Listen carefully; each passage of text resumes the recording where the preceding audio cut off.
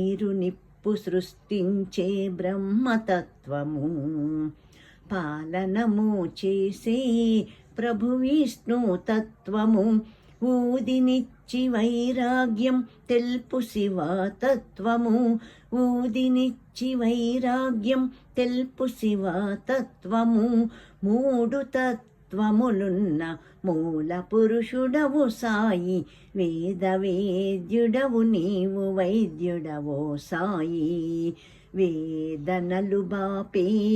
వేల్పువు నీవోయి.